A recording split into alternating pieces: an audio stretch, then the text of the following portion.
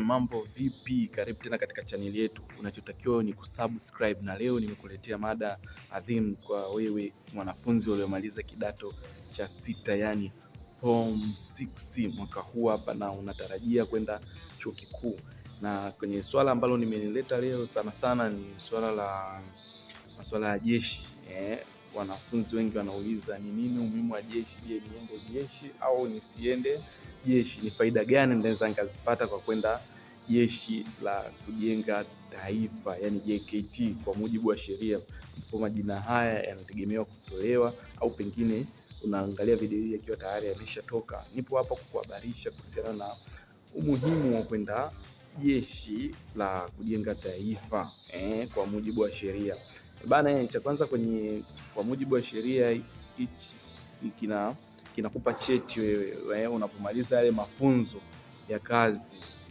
Kuna cheti unapata pale, na ikumbukwe utapoenda kusoma mfano kada za ualimu. Walimu ni moja ya kada ambazo pia zinahitaji uvumilivu, ambapo jeshini mara nyingi wanafundisha uvumilivu, ujasiri, na ili wakuajiri wewe sehemu, cha kwanza inabidi uwe mvumilivu. Wewe ni mvumilivu? Ndio cha kwanza ambacho unatakiwa kujua, kwamba jeshi ili wakuajiri, ili upate kwanza, cha kwanza faida mojawapo, unaweza ukapata kazi jeshini. Ni sawa kwamba kupata kazi jeshini ni vipi? Unaweza ukaenda pale kwa mujibu wa sheria, na baada ya kutoka kumaliza yale mafunzo pale, ukaamua kutaka kubaki.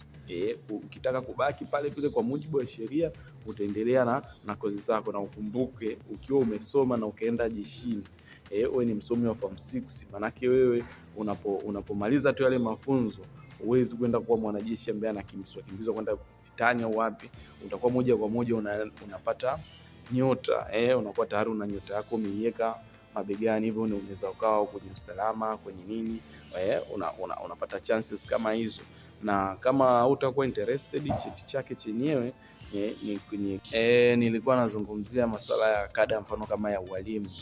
Kada kama ya ualimu, unaenda kusomea ualimu, baada ya kwenda kutafuta kazi, manake utataka kuajiriwa.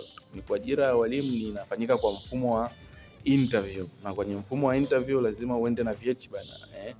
Mfano kama utajua wewe kama umpitia JKT, manake ni JKT ni sehemu ambayo unafundishwa ujasiri, ari, nguvu na kila kitu. Kwa lazima ni lazima wewe hapo, wakitaka kukupangia maeneo ya interior ndani huko wapi, lazima pia wewe una nini, una uwezo wa kwenda kufanya kazi maeneo kama haya.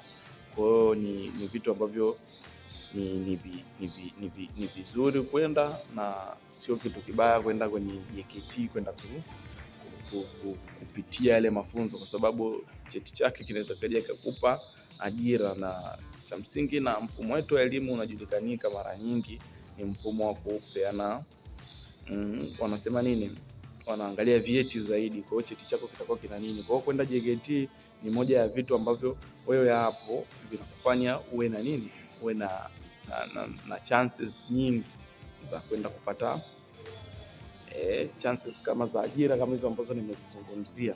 Na wengine wanaweza wakasema bwana, ndio nateseka tu bure bwana, ajira zenyewe hakuna.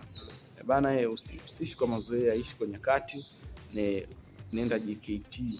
Mimi ushauri wangu mzuri kabisa, mbona uende JKT, uende ukapitia hiyo miezi yako 2-3, upate kile cheti. Ni cha muhimu sana, ili baadaye wakati unahangaika kwenye kutafuta chochote kitu kwenye masuala ya courses ikusaidie.